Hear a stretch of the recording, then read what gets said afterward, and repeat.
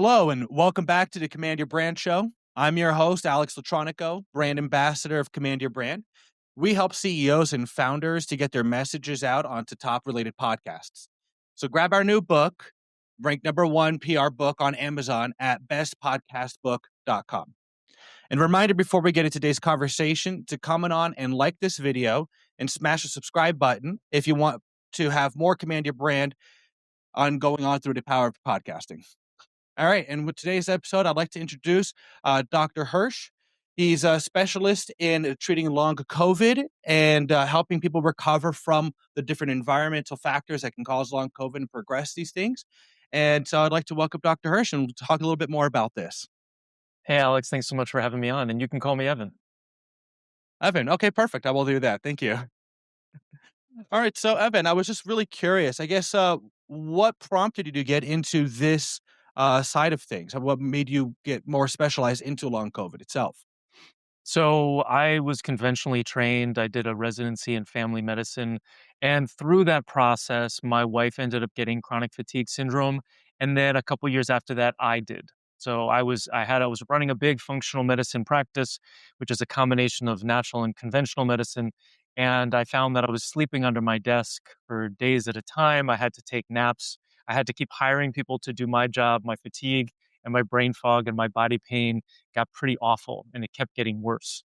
And finally, after napping under my desk for what felt like the thousandth day in a row, I realized that I was practicing functional medicine. I knew that I just had to find the different causes that I had, and I would be successful and I could resolve my symptoms. And so I had to prioritize myself for one of the first times in my life. And I had to start moving forward and figuring this out. And so I went on this journey of figuring out all the different causes, and I wrote a book about it. And then I also, and that became my mission in life. And so I got over my fatigue. And so now, and then I started working with people who had chronic fatigue and chronic fatigue syndrome and started helping them. And then I was uniquely positioned to help people who had long COVID. So, after 2020, we kind of realized what was happening and we started putting out our shingle to help people with long COVID. And we've been very successful with that because the causes are very similar with a couple of nuances, which we can definitely get into. Interesting. And I guess for the average person who may not necessarily know what long COVID is and how that's different from chronic fatigue syndrome, I guess how would you differentiate that or even know if you have long COVID? So, if you have any weird symptoms since 2020, it is possible that you have long COVID. So, long COVID, by definition, is having symptoms that persisted after a COVID virus illness for longer than 3 months. So, basically, you get a virus, and at this point, the testing really isn't great to determine whether it's COVID or not. So, you just have to assume any virus that you've gotten since 2020 that led to persistent weird symptoms, because there's over 250 different symptoms that you can get as part of long COVID, and that those symptoms persisted for longer than 3 months, it's very likely that you have long COVID. Now, for some people, they get the virus, they get the weird symptoms, loss of taste and smell, body pain, fatigue, etc., and then those symptoms persist. Other people, they get better, and then a couple of months later, a couple of weeks later, all of a sudden they get those symptoms back or new and different symptoms that end up rotating through the body. The reality is that you've got a bunch of weird symptoms that you didn't have before 2020 that happened after a viral illness. Interesting. Okay.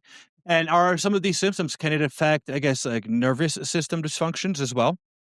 Absolutely. Yeah. So the COVID virus and the spike protein can cause nervous system dysfunction or neuropathy, which is basically a pathology or a disease state of the nerves. And it can affect, any system in the body depending on where it goes, which is why you can have over 250 different symptoms. So if it gets into the nervous system, you can have numbness and tingling in your hands and feet. You can have loss of smell, loss of taste, you can have brain fog, you can have body pain, you can have sleep issues. If it goes into the muscles, you can have body pain or muscle cramps, muscle spasms.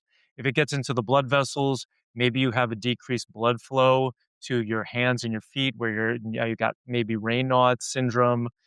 So it really depends on where in the body the COVID virus or the spike protein get, which determines what sort of symptoms you have. Interesting. Well, that's definitely not too exciting considering how much of a variety of ways it can affect you. Absolutely, and unfortunately, it's affecting way too many people. You know, the stats are really between 30 and 40% of everybody who's had the COVID virus ends up with some persistent symptom, aka long COVID. And it could be mild, like maybe, since you had that particular virus, you've got a little bit of fatigue, and maybe your energy was like an 8 out of 10, and now it's like a 7 out of 10. But you notice something. And for other people, all of a sudden they're in bed and they can't get out of bed at all. So it really runs the gamut, but the percentages are incredibly high. You know, 1 out of every 3 people is gonna have persistent symptoms, unfortunately. Interesting. And now that you mention it, I was curious, I guess, why would only some people get long COVID and not like why do some people get it and why some people don't get it?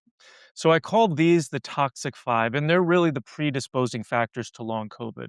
So, historically, people would talk about the severity of COVID, or, you're going to be hospitalized if you have like high blood pressure, diabetes, heart disease. Like that puts you at an increased risk for hospitalization. With long COVID, it's a bit different.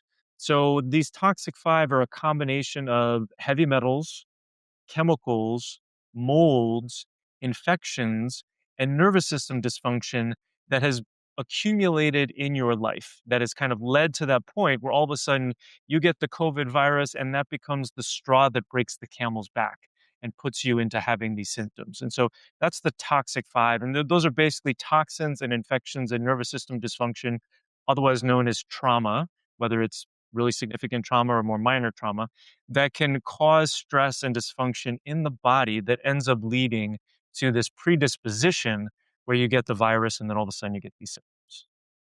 Interesting. Okay. And I guess how would you test for the toxic 5? Great question. So I used to do a lot of testing. Over the last decade, I used to test people every 3 months for the heavy metals, the chemicals, the molds, and the infections to kind of see where we're at. And what I found was that that was quite expensive and that the tests were highly imperfect. So there were times when the test would show us that there were, in toxins and infections present, and there were other times that would show us when they weren't. But it didn't really make sense. And what I ended up learning was that these tests are really tests of excretion.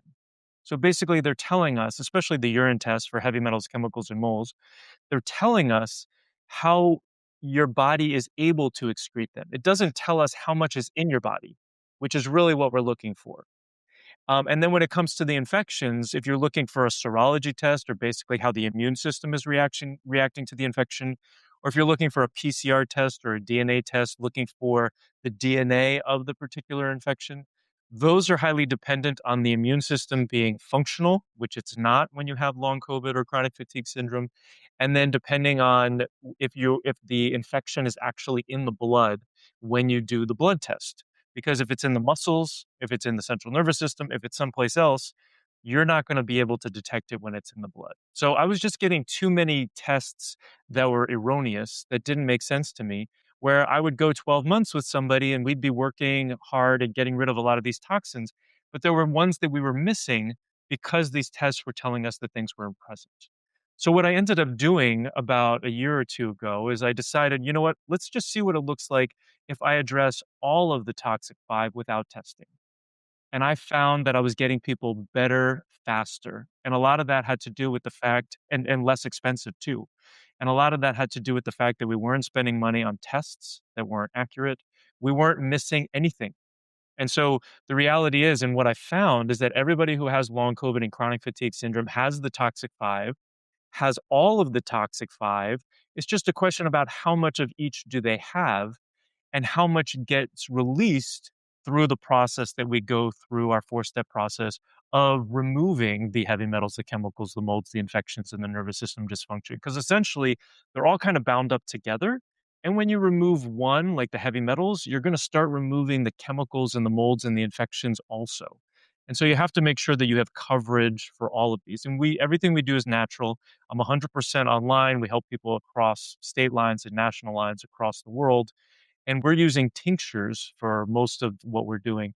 And we ramp up very slowly by a drop at a time so that when we start to pull these toxins and infections out, we can really manage how well someone feels. Because oftentimes people can experience something called die off or Herxheimer reaction, where they can feel worse during this process. And we want to make sure that they feel as graceful, go through this process as gracefully as possible. Okay, that makes sense. Yeah. And it's very interesting. I do like the fact that everything can be done online. I guess it's very different from most conventional medicines that I've ever worked with. I always have to go to an office, get seen by the doctor, and who knows how much time I'm spending just from the transportation, taking time off work, and all the scheduling just to get all these things done. And then if there's a list of prescriptions, go out and waste some more time to go grab these prescriptions and Right. all things that I need to do. So I guess how are you able to do this fully as an online uh, model? So everything is done over Zoom or through online platforms. And so we have one-on-ones in the program, we've got group calls in the program, we have an online community.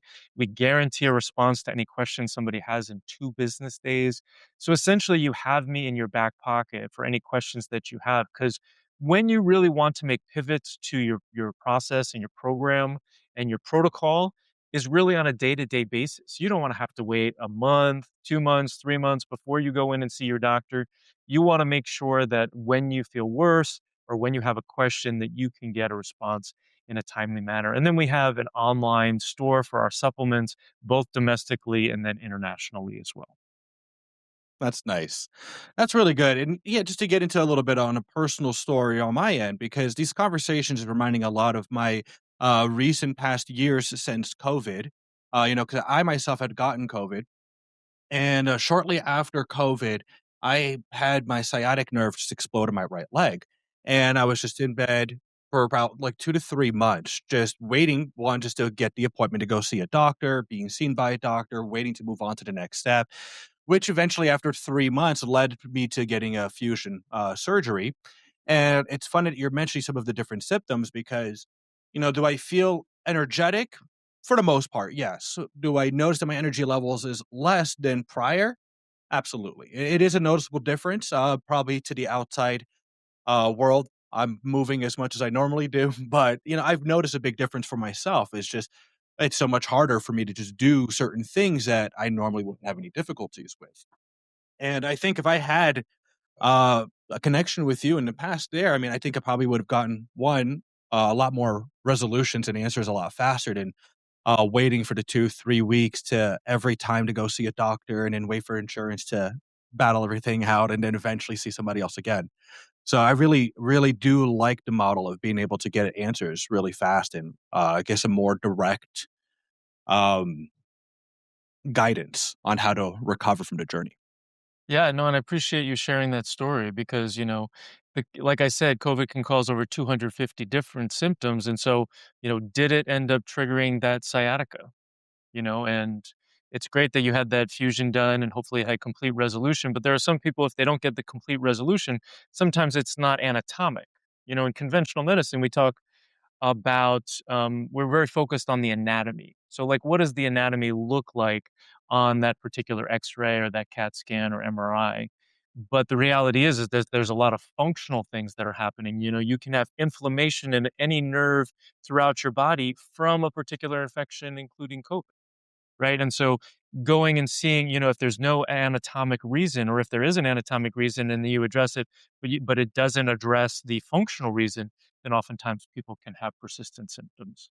And for a lot of people, they think, I'm just getting older. My energy's slowing down, I've got a little bit more brain fog or cognitive issues, and that's what's going on. But the reality is that there was a study that just came out that showed that every single time you get COVID, your IQ goes down 5 points. Oh, wow. Right?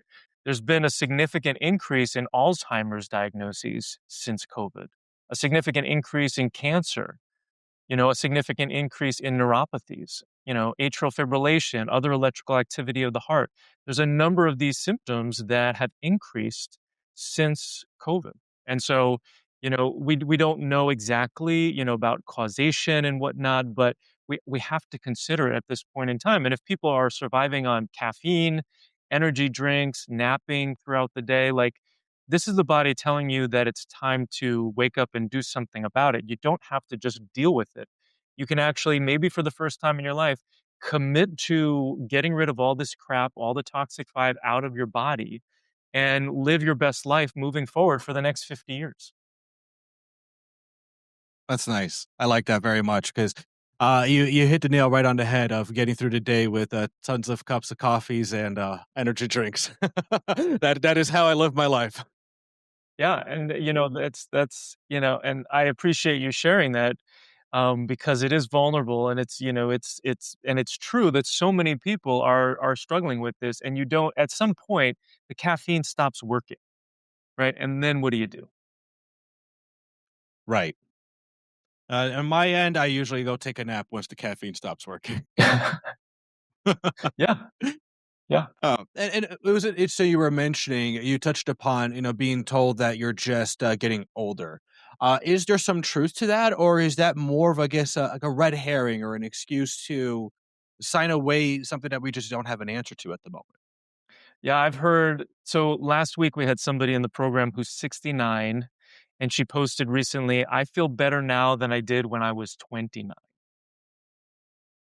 And we've had people similar stories previously. There was one guy a couple years ago who was 68, and he said he felt better now than he did when he was in his 30s.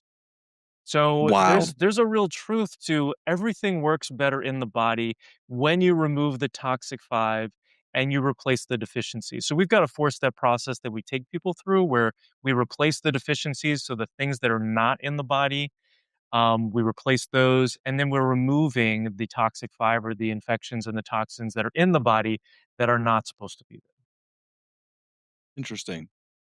And I guess one of my questions that I have here is, with so many different people must come to you for looking for help, how do you know if you can help somebody before you get them rolling or starting onto the program? So there's a couple things. So one is, have they addressed the toxic 5 completely? If they haven't, oftentimes there's something that's being missed. And it may be, these toxic fiber essentially like nails in the bottom of your foot. Like it really hurts to walk, and it just hurts having nails in the bottom of your foot, right? So Um, when you pull out one Yeah. of those nails, like let's say somebody says, "Okay, I've addressed heavy metals. I did a test. It showed I have heavy metals. I addressed it." And so they pulled out that nail. Guess what? They've got another 4 nails in their foot. Like you're not done, right? You're still not feeling well. So the first thing is, have you addressed the toxic 5 completely? And then the second thing is, do you have the personality characteristics and the mindset that we're looking for in order to get people better? Hmm.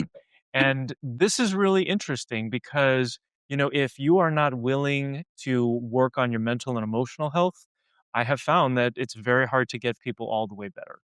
And a lot of that has to do with the fact that the nervous system dysfunction, AKA the trauma, if it's been, I mean, it could be serious abuse, physical, mental, emotional, sexual, whatever, or it could be what we call little t trauma, which is like more minor, like rejection of a peer group, like I had, or um, trying to get your needs met in a society surrounded by imperfect people. So my parents love them, they're imperfect. My siblings love them, they're imperfect. My peers, they're imperfect, right? And so trying to get my needs met in those sorts of environments and not getting my needs met caused me trauma. So everybody has nervous system dysfunction in some shape or form, and everybody needs to work on their nervous systems because our nervous systems are really jacked because of all the stressors that we have in society. And when you get something like COVID, which causes that neuropathy or that pathology or that disease of the nerve invades the nervous system and starts causing problems, you're just going to get more anxious, more agitated, more stressed. It's going to be harder to deal with your life. And all of these things just make life harder. So people need to be willing to work on their mental and emotional stress. They need to, and nervous system. They need to be open to taking supplements. Because there are some people who are like, I just want to go conventional medicine. That's not what we're offering. We're using supplements because we use things that are potent but aren't going to cause damage. And one of the reasons Hmm. why I moved away from conventional medicine was because of all the side effects associated with medicines.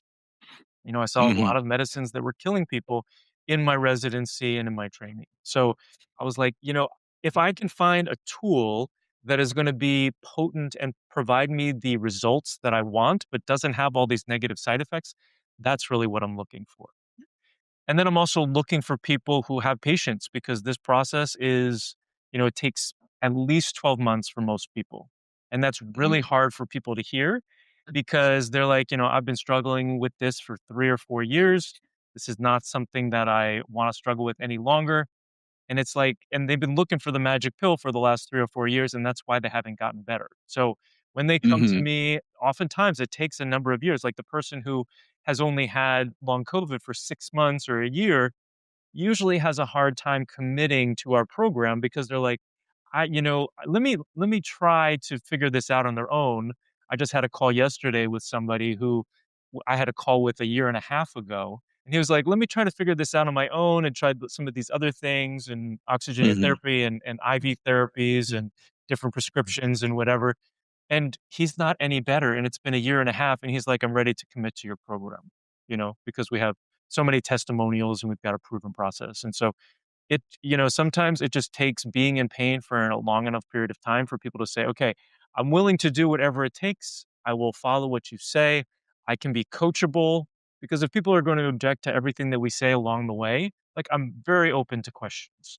But Mhm. if you're going to have a lot of resistance to like the recommendations that we say and the coaching that we provide, this process is not for them. So that's why Right. that's why it's really important for us to we go through a process with people to figure out if they're a good fit for our program to make sure we don't want anybody to join our program who we don't know that we're going to be able to help be successful and resolve their symptoms. So it's kind of like that's the long version of answering your question of like how do we know if we can help Perfect. No, and I do appreciate it, and it is there's truth to it. As much as I would like even on myself when I want to help somebody, as much as just with friends, families, and my associates around me, I may feel like I know the answers, but if they're already convinced themselves that it's impossible to get a solution, Right. there's nothing I can really do to help push a past to that point. Because even if I do prove them right, or even if I do prove that there is some forward motion, Right. they're already in the mindset that it doesn't matter. There's no progress being made. So that does make complete sense. Yes. And I also thought it was very interesting with your analysis when you were referring to the conventional medicine and natural medicine, because I feel like there's a lot of truth to it. It's something even myself, again, with my journey, I've had to research a lot of these different things. And I feel there's so much more to be said about feeding the body its basic building blocks because we've managed to survive for who knows how long, right, with our bodies evolving. And the magic pill theory didn't come out until what, early 1900s. So as much as I would love a very fast response, I feel kind of like building muscle. If you're not working at it and building it up over a long period of time, well, there's no pill that you could take to just all of a sudden look like Arnold Schwarzenegger. As nice as that would be, because I think that would sell like hotcakes for the summer. Like, just go get your beach bod and just run out there. It'll be great. I absolutely agree. And this work is one step beyond replacing those building blocks. And so, when you Mhm. go to see a naturopath or a functional medicine doctor or an integrative medicine doctor, they are replacing the deficiencies that you have in hormones, so adrenals and thyroid and sex hormones, in mitochondria potentially, in vitamins Mhm. and minerals, in lifestyle habits, sleep and food and water and exercise, all those sorts of things, which is wonderful. And that can get 90% of people better oftentimes. But then there's those 10% who don't get better from that. And that's because the toxic five, the toxins and infections and nervous system dysfunction, they actually cause 80% of those deficiencies. So, for the, there, so it's really important for those 10%. If they're listening to this and they're like, you know what, I've tried to replace all those deficiencies, I didn't have success. It's because there's this next step. You have to remove this crap that's in the body that is causing those deficiencies because you can't really replace your way out of long COVID and chronic fatigue syndrome, fibromyalgia, autoimmune disease, like all of those things are caused by the crap that's in your body that has to be removed. Interesting. And I forgot to ask about this earlier. You were mentioning about the your Energy MD method. and how there's a step process on that. Are you able to, I guess, describe what are the 4 steps in that method? Sure. So the first step is to address all the causes that you have, all the potential causes. So we're addressing all of the toxic five to make sure that we leave no stone unturned, and then all the other causes that you have as well. So if you have fatigue issues, adrenals and mitochondria, which is a part of the cell in the body, all cells except for red blood cells, and it produces about 70 to 90% of our energy. Those need to be replaced and boost, of those deficiencies. But we need to check and see if somebody has thyroid issues, if they've got sex hormone issues, if they've got vitamin D, B12, iron, magnesium, if they've got lifestyle habit issues like not getting enough sleep, not getting enough water, not getting enough good food, not getting enough movement. Though movement, you gotta with people who are fatigued, we want them to get their Goldilocks dose. So if you feel worse after movement, after exercising, you need to just do the amount that you can tolerate. But that first step is figuring out all the causes that somebody has. And then the second step is to start by replacing their deficiencies. So spoiler alert, this whole process is about removing the toxins and the infections, the toxic five in step 4. But in order to get there, we have to set the body up for success. So we start by replacing the deficiencies. This makes the body more resilient. Increases your energy. If you're like a 4 out of 10, and increases up to a 5 out of 10. You then have less crashes. You rely less on caffeine, less naps. And then in step 3, we start opening up the exit pathways. So this is the way we get crap out of the body. Crap is a medical term, of course. And so we're Of opening course. up liver and kidney and lymph and neural lymph, which is in the brain and the Yeah, gallbladder and the intestines, all these pathways, they need to be open so that when we go into step 4 and we start pulling out the heavy metals and the chemicals and the molds and the infections that have been in your tissues, in your organs for decades, they have a place to go. And so the 4-step process works really well. The majority of the time we're going to spend in step 4, but it does take about 2 months for like step 2 and step 3. In step 1, people fill out a form and then we provide them with a plan within 7 business days. So we can do that pretty quick. And then they're just moving through this process and we give them an exact step by step curriculum of what they're supposed to be doing when, so they know where they are at all moments during the process. And then whenever they have a question, like I said, we can provide them with an answer guaranteed in 2 business days. So really important that people get all their causes addressed. And the recipe for success, big picture, is like address all of your causes, not just the ones that you found on laboratory tests, but all of the potential causes. So you leave no stone unturned. Address all of these causes with treatments that actually work, that are safe, and then also having really amazing support along the way. And that's really the recipe for anything that you're doing. If you're trying to solve an HR problem at work or a problem with your car, you need to figure out all the causes. You need to address it with something that works, and then you need to have some follow up and support. right. Nice. That's awesome. I really, really appreciate that. That's a really good. I can Mm, see why you've been successful in your endeavors Oh, in this kind. field. Thank you. Yeah. Perfect. Now, I do have one question. It was just more of a What? curiosity Time. point for myself because we mentioned long COVID and chronic fatigue syndrome.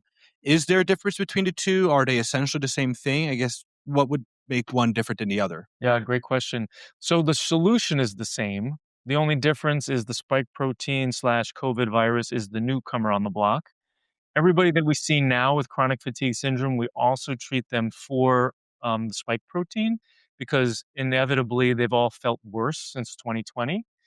And so the treatment is the same. The diagnosis is a bit different. With long COVID, it's having these symptoms for more than 3 months. With chronic fatigue syndrome, it's having exhaustion, post exertional malaise, where if you exert yourself, you feel worse, like you exercise, run around the block, whatever. Um, and then brain fog or cognitive issues, body pain, and sleep issues. So you have to have all of those for 6 months.